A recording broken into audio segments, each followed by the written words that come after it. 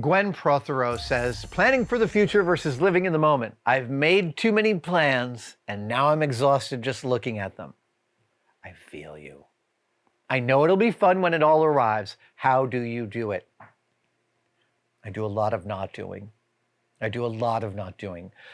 This week, I'm going out on Wednesday and Thursday night and Saturday night. Just like, that's a crazy week for me. 3 nights, it's usually none. It's often none. We have friends that come over and play cards every week. That's most of our socializing, but like, yeah. I feel you looking at a crowded calendar because this is a year in which I spent a little too much time traveling and not enough time here in the cave. I am blessed with a partner who loves not doing stuff and staying home and going to bed early as much as I do. That makes it a lot easier. It's also okay to cancel. It's also totally fine to cancel. There are other plans you can make. You are allowed to cancel. And canceling because you just want that day to be unencumbered by plans, that is a great reason to cancel. I truly love canceling things. Yeah, I love canceling things. Now, I have 2 tickets to see Kill Bill this week at night, which is 4.5 hours long. Part of me wants to cancel and rebook it on a weekend because that's a long time to be out, but we'll see.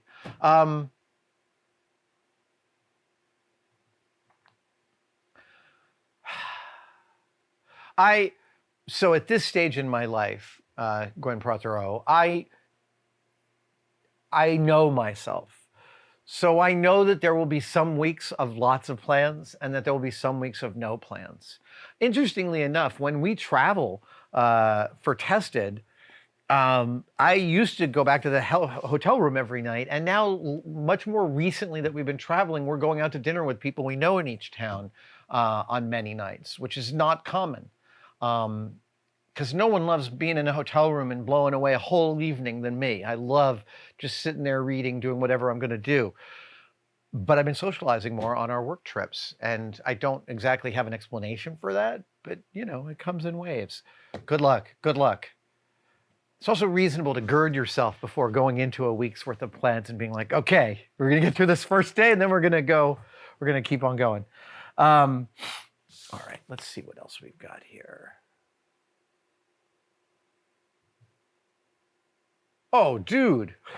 Okay, this is a great Mythbuster question. Silver Defender says, you said the stunt driving on Mythbusters has proven useful. Oh, yeah. All the tactical driving training I did on the show made me great at getting out of jams. I'm not necessarily your favorite driver. Like, I'm a little aggressive, I get annoyed, but in the tactical driving, not racing, like that's not a thing I have my head wrapped around, but in tactical driving, yeah, it has proven incredibly useful. Have there been any other Mythbuster stories you tackled which you can classify as a wake-up call to how you previously tackled or handled stuff? It's a wonderful question. The biggest one was our sleep episode. And that wasn't even a Jamie and Adam story. That was a Carrie, Tori, and Grant story. Sleep deprivation and mitigating strategies like coffee, et cetera, et cetera. And the biggest takeaway from the sleep episode, the most surprising and yet most gratifying, is that if you have insomnia and you can't sleep and you just lie there quietly not moving, that is like almost as good as sleeping. It's not as good, but it's almost as good. And what I believe the other team found when they tested this was that like the scores on cognitive abilities and coordination and stuff were like in the 90 percentile range for just resting. That was huge. One of the other ones that really surprised me as just sort of a life reset were the drinking myths. Because whenever we were doing a drinking and car myth, it didn't matter that we're on a closed course under police supervision. A person who is over the legal limit of 0.8 alcohol, blood alcohol level, 0.08? 0.08. Yes, 0.08. You cannot operate a motor vehicle. It does not matter what the circumstances are. There's no permit that will allow someone over the legal limit of blood alcohol level to operate a motor vehicle. So to do those episodes, we had to creep up on that. We wanted to do the driving at like 0.079, 0.078. And so we'd get close, and then we'd start to feather it, and okay, and working with the police and all of that. But what that taught me was that at that point, that I did not drink as much as I thought I did. Like, when I got to the legal limit, that was drunker than I had been in a decade. So that told me my tolerance was really low, which is great. It's where I like it. And I pretty much cut alcohol out of my life back in 2013, and it has been better for that.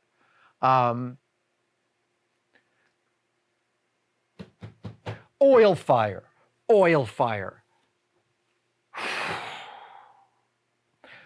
If you are cooking and you throw a big piece of meat on the frying pan and it starts to flame up, your natural instinct is to throw a glass of water on it.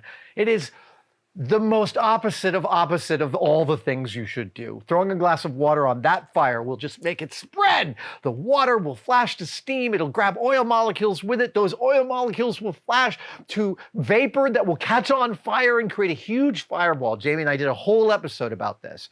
With the fireball we created in our test kitchens, the fireballs we created were unbelievably spectacular. No. If you have an oil fire, a frying pan catches on fire in your kitchen, you want to turn off the gas and just drop a towel over it. That's it. That's all you need to do. That is, and it's hard to remember that in the situation. So after we shot that episode, about 3 years later, we were in the kitchen and my wife was moving a frying pan, and this big flame thing came up. And literally without thinking, I just grabbed a lid and put it on it, and it just like went out. That was from doing that episode. I don't think my response would have been so casual or clear had we not done that episode. And actually, so in creating, I was talking earlier in this live stream about how we narratively beat stuff out. And within the episode of creating an oil fire, it remained to be seen of like, what? We created some normal oil fires in order to test ways to put them out. But what would create the largest imaginable oil fire in a kitchen? And Jamie, bless him, came up with the most amazing thing, which was to take a stock pot, 5-gallon stock pot full of oil. I think we're using peanut oil, which has a nice high smoke point, and putting a can of consomme in there. Now, consomme is just like basically, it's like a broth. So you've got this can that is 99% water, liquid water, and some meat powder in there, meat jus, at the bottom of a 5-gallon stock pot full of oil. So the oil heats up. When the oil heats up, it starts to heat up the insides of that consomme can, which will eventually breach the can. And the can won't breach until the oil is well above the boiling point of water. What that means is that when the consomme can explodes, all the water that was in there instantly contacts the oil molecules, which were all way above the boiling point. So all that water flashes to steam really quickly and starts flashing all the oil to vapor. And that created a fire mushroom cloud that was easily 70 or 80 feet high. Be off the charts. One of the most fun explosions we ever did. That is a Silver Defender. That is a spectacular MythBuster question. I love that. I also actually really want to, I just want to pose that to my other hosts, right? Like, it's such a cool idea. Where, I mean, because these days now, of all the dangerous things we worked with on the show, I will tell you the thing I ended up having the most respect for are gasoline, which you talked about earlier, and the flammable gases. The flammable gases, the propanes, the butanes, the cooking gases. The problem with most of them is that most of them are heavier than air. Methane is lighter than air, But most of the flammable gases we encounter in our day-to-day are heavier than air, which means if you have a leak, it sits somewhere. It sits, and the explosions you can get from a flammable gas at the correct stoichiometry and volume within a house, you can blow up a house with it really fast. It's very upsetting.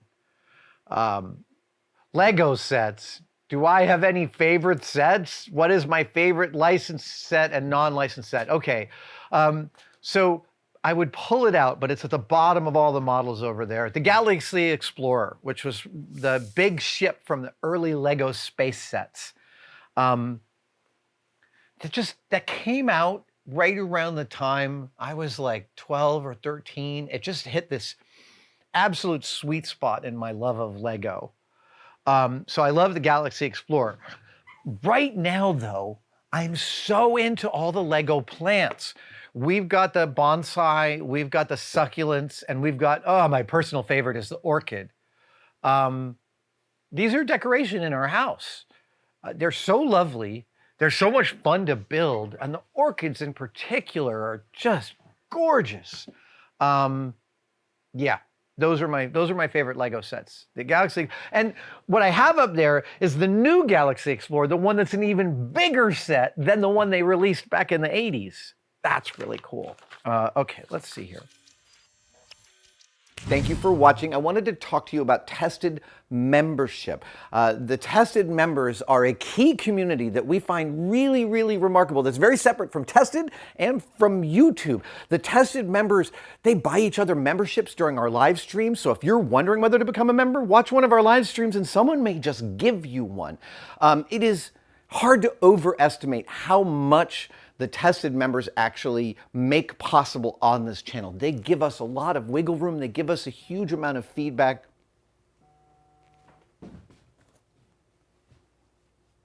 That's a member right now. Thank you so much for enjoying your membership. Description for everything you need to know. And for all the members out there, thank you, thank you, thank you.